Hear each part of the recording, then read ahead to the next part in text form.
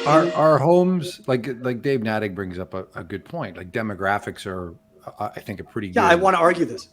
Yes, Yeah. Okay. 100%. Go ahead. Yeah. Go ahead. But it's not just Dave. There's a lot of people saying there's no way real estate's going to go down. The Japanese case study is flawed because it's a great example. Japan, it was a high price. The birth rates in Japan have correct. Go ahead. Were very low, and they're anti-immigration, right? They're very ethnocentric. So I feel like you just described what the United States has become, kind of, though. Becoming for sure. Yeah, agreed. And we've definitely seen a massive reduction in immigration and a huge reduction in the birth rate.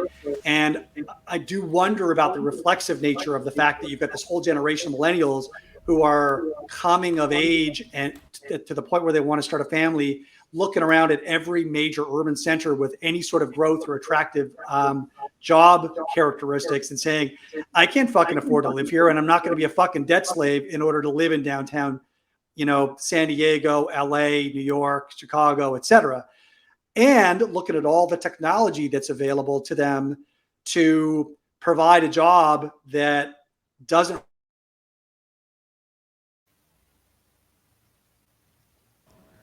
We don't want to hear what you have to say anyway. Can you hear me, Cullen? Yeah, we lost. Okay, Mike, you're muted, buddy. Yeah, I guess we lost that. Yeah, anyway. Options that allow them to not have to live. I know, I just kept talking, so maybe it recorded. That allow them to not have to live downtown, not be held hostage to the commute, right? Which is the major driver of why downtown real estate has been such a massive driver of wealth creation over the last couple of decades.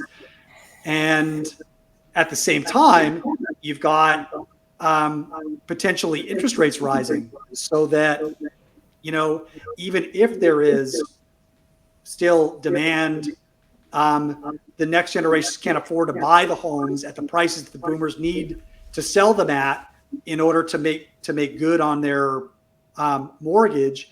And also, what about the potential for the implementation of high density housing, right? Where, we just what also happened in Japan is that single family homes went the way of the dodo in the mid 1990s.